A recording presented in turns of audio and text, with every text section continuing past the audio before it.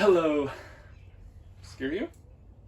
Hello, loved ones, family, friends. Thanks for tuning in today. I was out here in the greenhouse with Bridget and thought we would just stop by onto the camera. I think we're going to call this something like vegan in self-isolation or vegan in, what do they call it, shelter in place or quarantine. I don't know.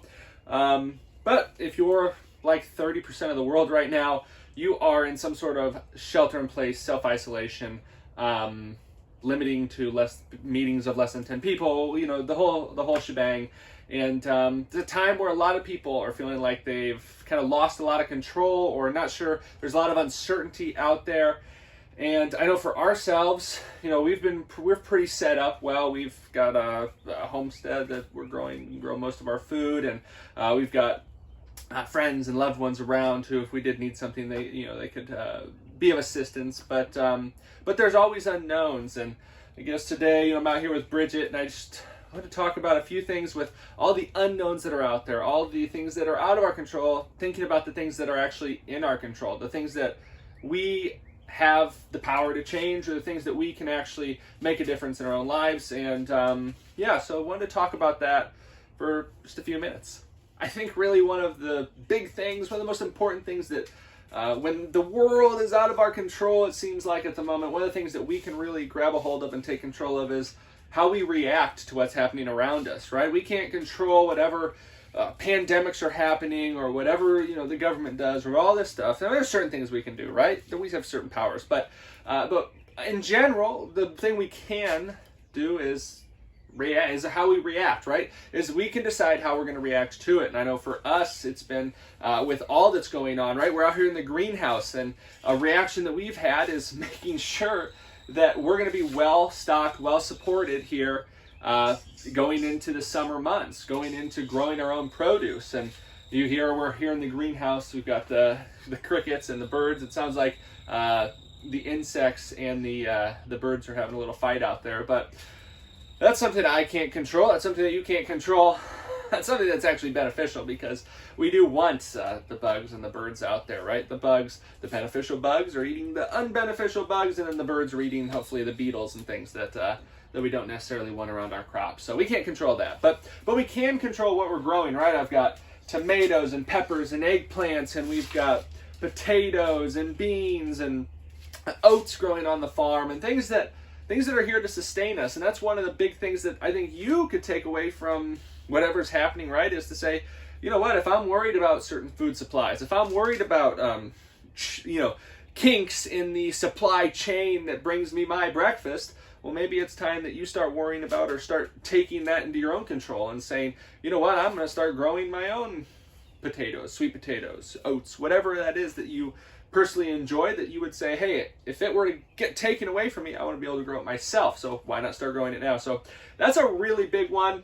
Beyond that, I think there's some other things, and one of those would be how you react and how you are in your mental state of being, right? There's a lot of worry around. There's a lot of theories out there. There's a lot of unknowns, and one thing that you can control is how you react when you wake up in the morning, right? When we wake up in the morning, we've got baby Bridget with us, who's just as bright-eyed and bushy-tailed right now as can be. But she's normally waking us up, or Bella and Bubbles, the dogs, are waking us up in the morning. And we could say, any day, we could say, go back to bed, go back to bed. Well, you know what? There's a lot of good to be had throughout the day. There's a lot of good to be had around the farm. And so when we get woken up at 6:30 by Bubbles scratching at the door because she's hungry, or by Bridget crying because she needs a diaper change, you know what? We're normally up, smiling, and not every morning, right? We're not always happy, smiling people, but we try to be, and we try to have that attitude as much as possible, because especially with things happening around the world and with the unknowns and the uncontrollables, if the only thing that you can control today, tonight, tomorrow evening, is putting a smile on your face, that makes a huge difference. So, it's not always easy, and there may be, you might know someone that's really dealing with this, that's really combating this, but you know what? To be upset is human, to be worried is human, but also to be grateful, to be thankful, and to just try to be as happy as you can be throughout the day plays a big role in how our days turn out, how our overall demeanor is. And you don't have to travel very far to find people who are frowning, to find people who are worried, to find people who are upset, to find people who are just frantic at this time. But it is kind of hard to find people who are smiling, right? You might take a walk in your park or take a walk down your road, right, as you're social distancing, right? And you might see someone. It's gonna be tough to find a lot of people smiling. You be that person that smiles. That makes a big difference, especially if you got little guys and gals around who are learning from you, right? They're taking cues from you. So we always try to smile as much as possible when we're around Bridget, because we find the more we smile, the more she smiles, right? Another thing that I just think is important as we're all dealing with this is to stay as healthy as you possibly can be. That is something that you have control of, not something that I personally have built this whole page, this whole channel, the videos, everything around, right, about plant-based Gabriel. Right? I used to be a fat former college football player who broke my back and who was pretty much on my wit's end on what I was going to do. I wasn't able to exercise because I had just went under a 6.5-hour back surgery, and then I and taking these animal science classes, learning how to breed, feed, fatten, slaughter, slice, and serve every animal old MacDonald ever dreamed of, and wondering, what am I going to do with my life? And that was, when I was kind of at at my turning point, when I found a whole foods plant-based diet, when I adopted a diet built around the simple starchy staples like rice, beans, potatoes, oats, corn, quinoa, foods that people and populations had eaten for thousands of years without being plagued by the chronic diseases that were personally attacking my body and that had, wreaked havoc on my own family and loved ones. And so that made a big difference in my life. And if you are someone who is at a point where you're thinking, there's nothing I can control. I'm just going to go to the store and buy out all the Oreos and Cheetos and, Pringles and all these O's that are making me fat or making you fat, right? If that's the only thing that you control, false. Something you can control beyond that is when you are out grocery shopping, load up with those healthy whole plant foods, right? You may not lose 100 pounds during this pandemic, and hopefully it doesn't last nearly long enough for you to lose 100 pounds, but this might just be the thing that you needed, right? There's always a bright spot in every dark day. This may be the bright spot for you or for your family or for your loved ones to say, you know what, Mom, Dad, you're at the at-risk demographic. I don't want you out going grocery shopping. I'm going to do the grocery shopping for you. And better than that, I might cook meals for you. And better than that, I'm going to have some recipes there for you with those foods that I'm going out and grocery shopping for you. And with that, you might be able to change your own life, right? I lost 100 pounds after adopting a plant-based diet. Say this goes on for a couple months. You might be able to lose 10, 15 pounds. That make a big difference in your life, especially as we're learning more and more about this disease and about the problems that it has and how obesity is a high-risk factor and all these things, right? If you're smoking, you probably shouldn't be smoking, right? I think most people know that, but maybe you needed to hear that. And so taking control of your health is huge. There's some simple things that you can do, right? You can go to forksoverknives.com, find great recipes. Go to brandnewvegan.com, find great recipes. Go to plantbasedgabriel.com, find some great recipes. If you're here on the channel, there's great recipes. And if you haven't already, check out the book, The Plant-Based Diet for Beginners. I'm not here to sell the book. I wrote it. It's good. It's a really good book. But if you haven't picked it up, this might be the time to look into it for some simple recipes. But go get some potatoes. Go get some oats. Go get some rice. Go get some beans. Get some sweet potatoes and make some whole food plant-based meals. You don't need to use oil. You don't need to use any animal products. Just eat those whole plant foods, right? You're going to save money at the grocery store. You're going to find that while all the packaged junk and all the perishable animal product junk is sold out at the grocery store, you're probably going to be able to find, if your store is stocking at a reasonable rate, some potatoes, sweet potatoes, oats, rice, beans, corn, quinoa, right? Foods that I've been able to find, and hopefully you've been able to find as well. And if you're finding those foods, you can build simple meals around it. If you do that, like oatmeals, make some mashed potato bowls, or something like bean and lentil stew, or there's a lot of different things. You add in some greens and some fruits to different things, and that's always good. But if you do that, you're going to be well on your way to changing your health, which is very important. And I know Dr. McDougall's talked about it, and other health professionals have talked about it. But the more that you can do right now to make sure that your body is in tip-top shape, to make sure that you are firing on all cylinders, can make a big difference. Now, does eating a healthy, whole food, plant-based diet make you immune to certain viruses and diseases and things like that? Not always, and it's looking like probably not this case, but the better health you're at, if you were to catch something or if you were to come down with something, more than likely that is going to play a beneficial factor in how you react to it and how you fight it. So that's really important. I know I've got loved ones who eat plant-based or eat more plant-based, where now it's like, hey, I'm on the phone, I'm talking to them, you have got to go 100% in here, because now is not the time to be rolling the dice with your health, with what you're eating, with how you're taking your health into your own hands. And that's really important. I think that could be helpful to, if it's not helpful to you, maybe it's helpful to a loved one that you've really been wanting to take control of their own health, and that's really important. Something else that you can take control of, right, is all these uncontrollables, is your fitness, is your exercise level. Now, if you're in an apartment in downtown New York City, that may be a little more iffy than if we're out here, say in the country, where we can walk or we can bike and we can do different things. But wherever you're at, you can take the lead and do some squats, right? I can do some squats right here with old Bridgette. I can do some push-ups, if I'm not with Bridgette, maybe I could put her on my back, but I wouldn't. Or I could do a lot of different things. Wherever you're at, there's simple exercises. Now, from some research that's come out, is now the time to start swimming, 10,000 meters in your pool, or getting on the bike and taking a 4-hour cross-country bike ride, or start training for a marathon? Probably not. You might be stressing your body out a little too much, and if you're someone who's trying to regain their health, you shouldn't be doing that anyways. I really like to recommend, always some resistance strength exercises are good. Things like weightlifting. If you go to, if you have a gym, you're not going to it right now, but if you have some sort of exercise machine at home, you can always do some resistance strength exercises. Working your chest, your triceps, your legs, the full gamut there. That's always good.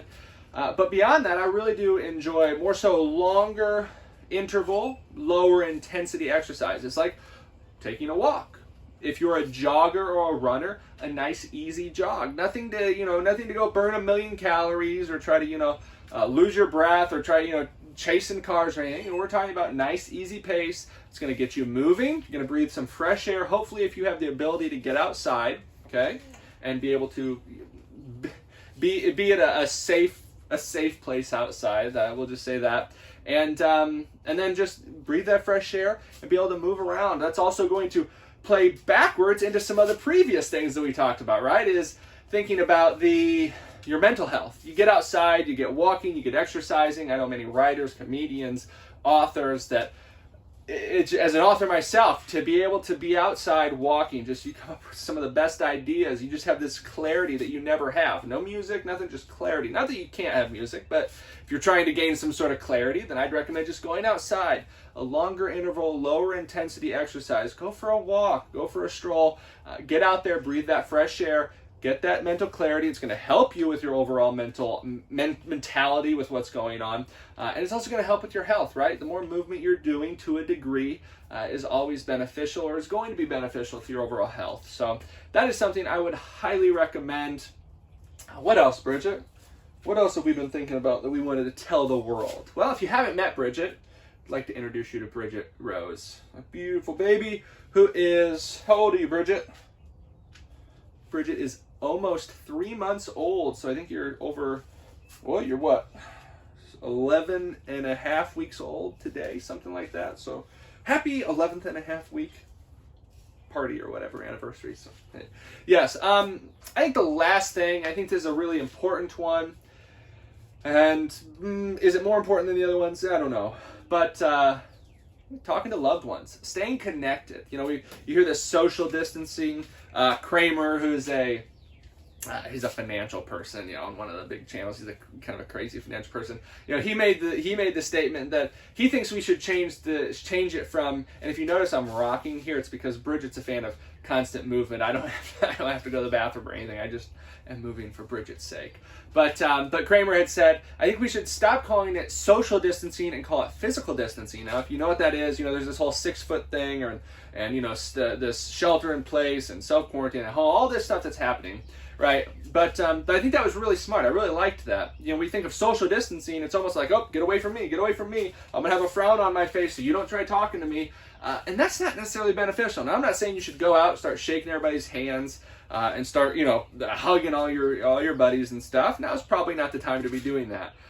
But now is definitely the time that we should be staying socially connected. So yes, let's practice, if we're going to practice physical distancing. Now, it can't go on forever, right? We just can't go on forever. But if we're going to practice that, let's call it what it is, physical distancing. But let's practice social connectedness. We've got to stay connected socially. So now if you're in, you know, I'm not the infectious disease control expert by any means, but you know, I know many people who are healthy, you know, they're not going out and interacting, you know, they've got a family, a nucleus there. Stay connected with that nucleus. But beyond that, if you're in another state, if you're in another time zone, you're in another country, you're just maybe in another, you know, another home, but you're worried about, you know, being around someone, say you've been out shopping, I don't know.